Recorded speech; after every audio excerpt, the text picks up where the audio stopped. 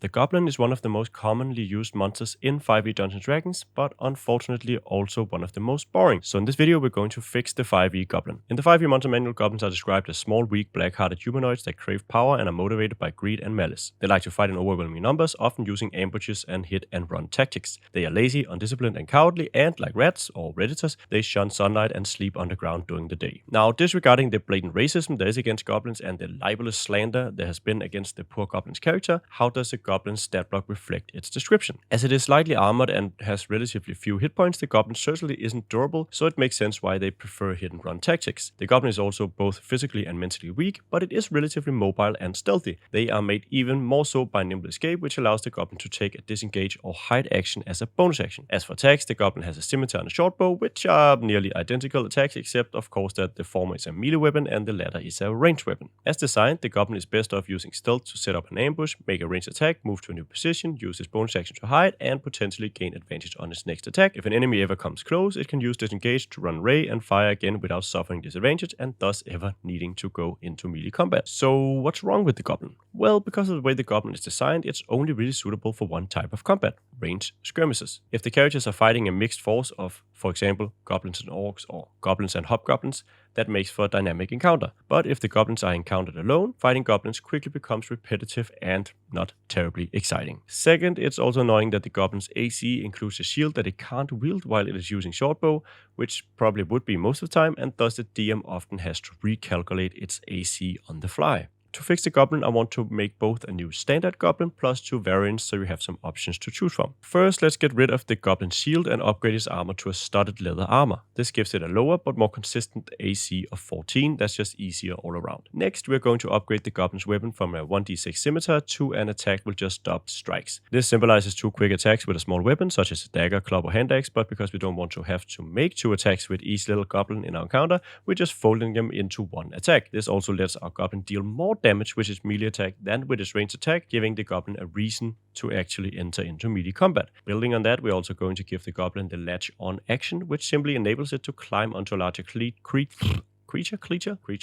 and cling to it, making itself harder to hit and the enemy easier to hit. Even with its lower AC, this is a slightly better Goblin, so to retain its challenge rating, we've also given it a weakness, Malicious Glee. If the Goblin scores a critical hit or downs an opponent, it can't help but celebrate gleefully, rendering it stunned, which of course means ending its turn and making it an easier to hit target until the start of its next turn or it takes damage. This is in line with the Goblin's lore, super flavorful, and it's significant enough to outweigh its slightly enhanced melee capabilities. But we're not stopping there. We've also created a new variant Goblin, the Goblin Bully, at the same challenge rating. Slightly stronger and more durable, but also slightly less dexterous, this Goblin has been trained specifically for melee combat. It has a Goblin scimitar attack, though it's less accurate and deals a bit less damage. It also has a dirty strike attack option, which it can use to temporarily bash, blind or stagger a foe, giving it some versatility in combat and allowing it to actually impact the fighting capabilities of its opponents. Its nimble escape has been replaced with fleet of foot, which allows it to dash into combat as well as out of it instead of hiding. More importantly, the Bully has a malicious blow feature which can use to make an additional melee attack on its turn, but only when it has advantage.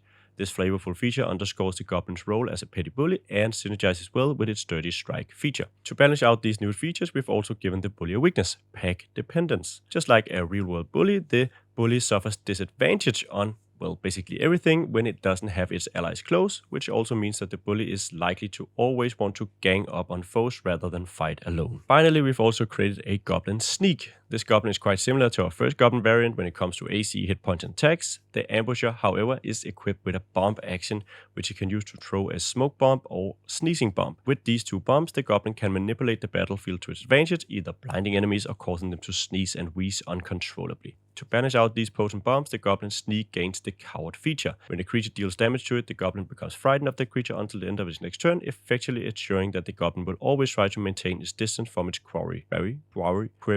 from its prey. So that is how we fix the Goblin and create more dynamic, flavorful, and challenging Goblin variants for 5e. Please let me know what you think in the comments below, and if you have any suggestions for what monster you want to see tackled next, please also let me know, because we're going to take the best suggestions and we're going to let our patrons over at patreon.com/eventyr vote on what they'd like to see. Patrons will also get early access to these videos and a weekly updated PDF containing the stat blocks for all the monsters we look at in this series. Beyond that, there's not a whole lot left to say, except thank you so much for watching, and I hope that I'll see you in the next video.